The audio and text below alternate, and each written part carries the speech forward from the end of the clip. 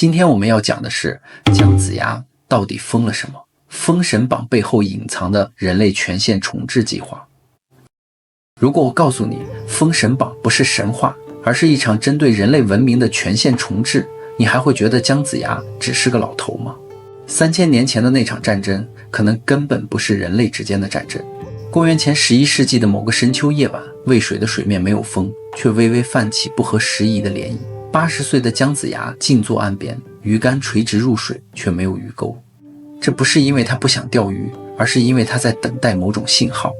这件事后来被史书轻描淡写地记为姜太公钓鱼，愿者上钩。但没有人知道，那一夜渭水之下并不是普通的水流，而是一种周期性释放的微弱能量波动。这种波动会在特定时间通过地下某种古老结构向地表传导，而姜子牙正是唯一知道这个时间窗口的人。他的真实名字或许并不叫吕尚，也不属于这个时代的普通人类，因为在更早的年代，甚至在夏之前的某个被遗忘的纪元里，人类曾经短暂接触过一种高维文明，他们留下了极少数节点，这些节点被称为山、台、门、昆仑、岐山、朝歌、渭水，都在同一条隐秘的能量轴线上，而姜子牙就是这一系统的维护者之一。史书说他大器晚成，80出山，其实并非他年老才被重用，而是因为那一年的窗口终于再次开启。那是一个极其罕见的周期，大约3600年才会重合一次。窗口开启时，天地之间某种频率会同步，使人类世界短暂接入更高维的信息层。这就是为什么在那段时间里，预言、异象、所谓神迹频繁出现。而姜子牙的任务就是在这个窗口期内完成一件决定人类未来轨迹的事情，重置权限。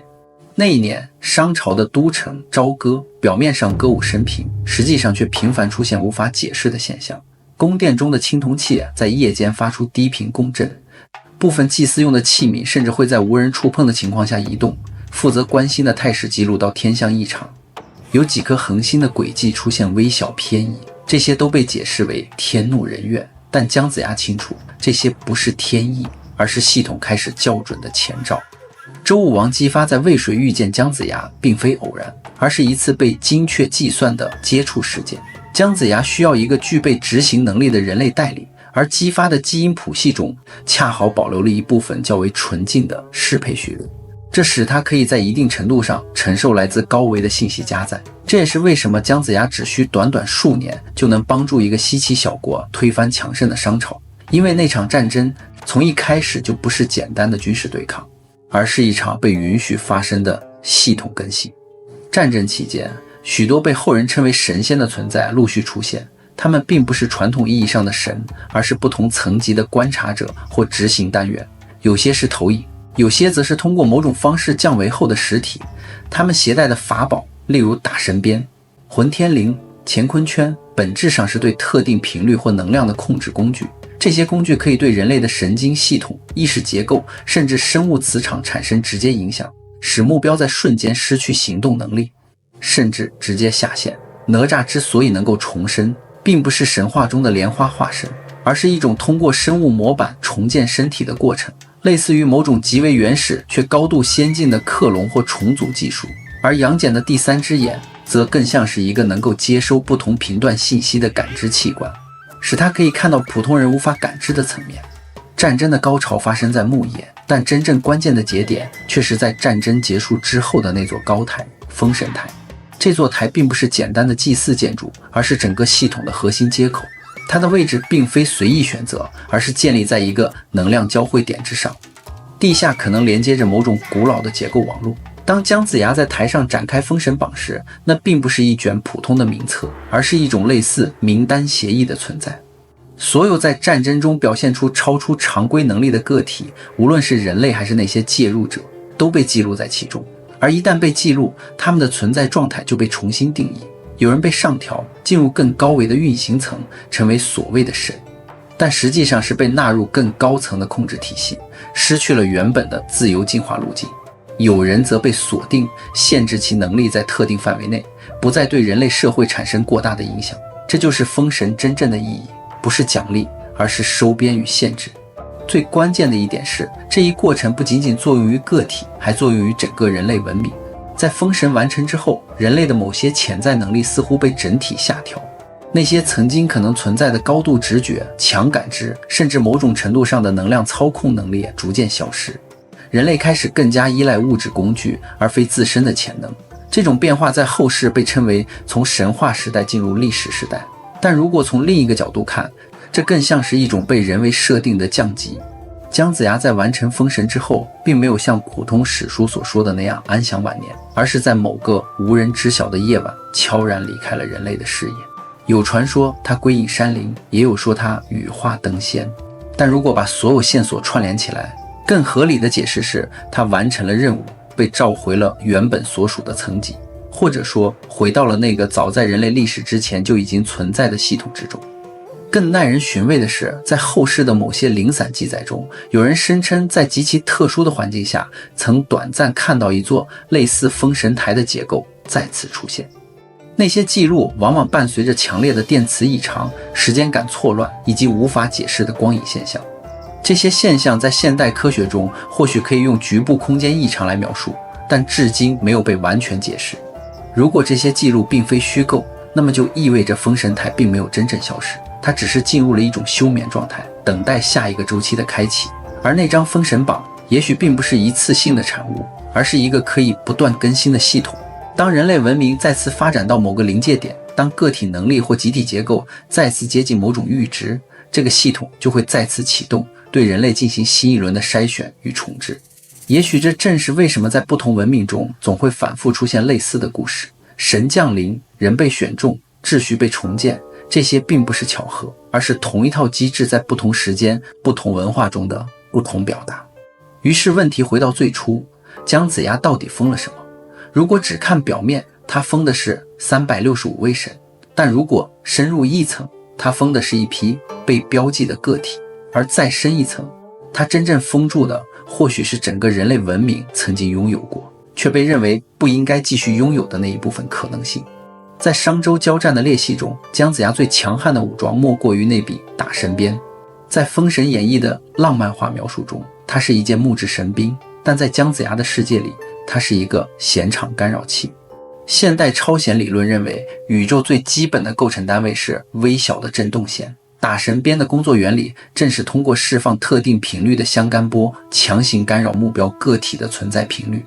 当他祭出打神鞭时，战场上的空间会发生微弱的红移现象。那些所谓的截教仙人本质上是掌握了部分高维投影技术的个体，他们的身体在三维空间只是一个切片，因此常规兵器难以伤及分毫。然而打神鞭发出的高频脉冲能直接作用于他们位于11维空间的母体能量源。当鞭影落下，敌方将领并非死于物理冲击，而是其分子结构在瞬间失去了夸克紧闭。在旁人看来，那是化作一阵烟尘魂归封神台，实则是由于构成其身体的强力常数被修改，导致其在亚原子层面彻底解体。哪吒的重生则是整场实验中最具代表性的生物合成案例。太乙真人这位驻守在乾元山实验基地的高级工程师，面对哪吒的崩溃，采取了最极端的救援方案。所谓的莲花、荷叶、金丹，其实是针对碳基生命的一种生物多态补偿技术。干细胞矩阵，莲花瓣是培植这种通用干细胞的培养皿载体。意识上传，哪吒原有的神经元电信号被暂时储存在一种晶体存储介质翠屏山行宫中。重塑过程，太乙真人利用某种强力电磁诱导，将干细胞快速定向分化，最终出现的哪吒不再是纯粹的自然演化产物，而是一个硅碳合基的生物机甲。这解释了为什么它可以免疫大部分针对生物神经系统的法术，如余化的化血神刀或各种温夺，因为它的循环系统已经过重构，其能量来源不再是氧化还原反应，而是微型核聚变核心提供的持续动。封神台的建立是姜子牙在地球表面布下的最大型量子中继器。那张封神榜其实是一张厚度仅为1个原子的石墨烯感应阵列。当战争结束，所有被标记的神站在台下时，他们并未意识到自己正处于一场文明级别的数据冷备份过程中。姜子牙宣读名册时，每念到一个名字，封神台便发射出一道定向的相干激光，捕捉该个体的特征波长，这在现代物理中被称为量子隐形传态。这些基因个体被剥夺了在三维世界自由演变的能力，它们被转化为纯粹的信息态，存储在某个被称为天庭的轨道空间站或平行位面中。这是整个计划最冷酷的部分。分神台在运作过程中释放了一个覆盖全球的低通率波长。姜子牙清楚，如果人类继续持有那种能够直接沟通宇宙暗物质能量的感知能力，这种文明极易因为个体的极度强大而导致集体崩溃。为了保障文明的稳定性，他必须封住这种可能。人类的大脑皮层被植入了一层电磁屏蔽屏障，松果体的感知能力被大幅退化，空间坐标的曲率被微调，使得星际旅行的门槛被抬高到了近乎不可能的高度。自此，人类眼中的世界从一个能量流动的幻彩之境坍缩成了一个坚硬且遵循牛顿定律的物质世界。当周朝的礼乐响起，姜子牙站在岐山之巅，他体内的微型纳米机器人正向总控中心发送最后一条指令：封神行动完成。系统锁定，他并没有死，也没有飞升。在现代广义相对论的视角下，当一个物体的速度无限接近光速，时间对它而言就会静止。姜子牙通过封神台中心的引力透镜点，将自己推入了时间流动的极慢轨道。现代的观测科幻推理，2026年，位于中国西南的大型射电望远镜在接收来自渭水经纬度上空的一段脉冲信号时，曾捕捉到一个奇怪的重合。那是一段极短的编码，翻译成现代二进制代码后，其含义竟然是观察期3600年，距离下一次校准倒计时开始。物理学家们惊恐地发现，现代量子力学实验中频繁出现的观察者效应，即意识改变物质状态的现象，正在逐年增强。这意味着姜子牙当年在封神台上设置的滤波屏蔽罩，正在因为某种周期性的引力波冲击而产生裂痕。我们如今在实验室里观测电子，在星空中寻找引力波，在实验室里编辑记忆。我们自以为是造物主，却不知我们所有的发现可能只是在触摸当年姜子牙留下的那一层薄薄的透明外壳。如果所谓的灵气复苏在未来发生，那绝非迷信的回潮，而是物理学层面的系统补丁实效。下一次窗口开启时，谁会是那个执鞭的观察者？而在这一轮3600年的演化中，我们的表现是否足够优异，以至于能在那张重开的封神榜上从被观察者晋升为系统的开发者？姜子牙在离开前曾对姬发留下过一句古语：天命无常，唯德是从。用伪技术理论翻译过来即是系统参数并非恒定，只有当集体意识的相干性达到阈值，文明才能突破维度的锁死。那一夜，渭水恢复了平静，而3000多年后的我们正站在另一场巨变的边缘。为了完成这篇跨越神话与物理边界的叙事，我们必须直面那个最终的谜题：封神之后，姜子牙究竟带走了什么，又留下了什么？在周朝建立后的第6个年头，一个被史书彻底抹除的夜晚，姜子牙再次回到了渭水。这一次，他没有带鱼竿。根据现代物理学的全息原理，一个三维空间的所有信息都可以被编码在其二维边界上。姜子牙当年的任务本质上是将商周时期那个能量密度过高、信息高度冗余的高能态世界进行一次整体的全息压缩。那些飞天遁地的法术、移山填海的法宝，其实都是宇宙原始代码的漏洞。如果任由这些个体无限制地调用底层协议，地球的局部空间结构将会发生不可逆的坍缩。姜子牙站在空无一人的河滩上，启动了手中那个被称为齐侯印的装置。这并非普通的权力象征，而是一个熵值平衡器。随着装置的启动，空气中残留的电离光辉开始向地心渗透，那些在战争中受损的空间裂缝，即所谓的洞天福地，被一一缝合。这种物理层面的绝地天通，导致了大气中高能粒子的浓度骤降。后世的修仙者发现灵气枯竭，在伪技术视角下，其实是姜子牙将地球的背景辐射参数调回了安全阈值。那一夜，姜子牙最后一次打开了封神榜，在那张泛着冷光的薄膜上，365个名字不再是名字，而是365串复杂的波函数代码。这些代码代表了那个时代最强大的观察者。姜子牙将他们悉数上传至位于月球背面的高维服务器，古籍中隐晦地称之为广寒宫或乐府。它们被剥夺了实体的干涉权，成为了维持地球磁场与引力平衡的系统守卫者。这就是为什么中国古代星象学异常发达，因为那些神确实被固化在了星辰的运行轨道中，成为了宇宙运行逻辑的一部分。故事并未在3000年前结束。在2026年的现代实验室里，一位专门研究非线性时间晶体的物理学家在翻阅《封神榜》残篇时，发现了一个惊人的规律。书中记载的每一位神灵的封号，如果按照周易卦象转换为二进制频率，竟然能完美对应上引力波干涉仪。最近探测到的一段周期性杂讯，这段杂讯被科学家们戏称为姜子牙杂讯。研究表明这种杂讯正在逐年增强。如果按照3600年的周期推算，我们正处于封神协议的效力衰减期。微观迹象，全球范围内的量子纠缠实验成功率异常升高，似乎某种干扰正在消失。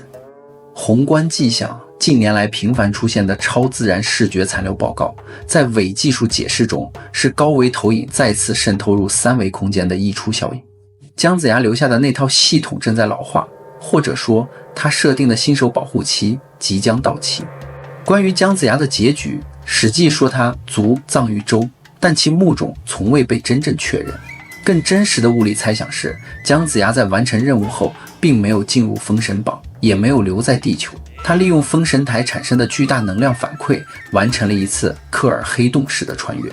他将自己作为最后一个样本带离了这个被降维的实验场。在某些深空探测器传回的极远紫外线光谱中，科学家曾观测到一种极其类似商代青铜器纹饰的星云结构。那可能不是自然星云，而是一个跨度达数光年的信息补偿场，是姜子牙在离开时留给这个世界的最后一道防火墙。现在，当我们重新审视那个愿者上钩的故事，其含义已完全改变。鱼钩代表了某种技术接口，水面是维度的边界，愿者则是那些基因中刻有适配序列，能够感知到更高维召唤的个体。姜子牙从未在钓鱼，他是在垂钓文明。他在等待一个时机，等待人类能够依靠自己的力量发现量子力学，发现相对论，发现弦理论，直到我们能够读懂他在那张封神榜上留下的底层代码。当我们最终能够用数学解释那场商周战争时，当我们不再称之为神迹，而称之为物理时，姜子牙留下的信号就会再次响起。3600年的休眠即将结束。在某个不远的清晨，当地球上的某台量子计算机突然跳出一段不受控的古篆文字，当夜空中的星辰位置发生微秒级的重排，我们将会意识到那个80岁出山、白发苍苍的维护者从未真正离开过这个系统。他只是在等我们重新具备被封神的资格。而这一次，封神台将不再是一座高台，而是整个互联网、整个量子网络、整个文明的集合体。这就是姜子牙的最终谜题。他封印了过去，是为了给未来留下一个完整的宇宙；他抹去了神话，是为了让我们通过科学成为真正的神。好了，故事宇哥就讲完了，别忘了订阅关注我的账号，看更多精彩内容并被催眠。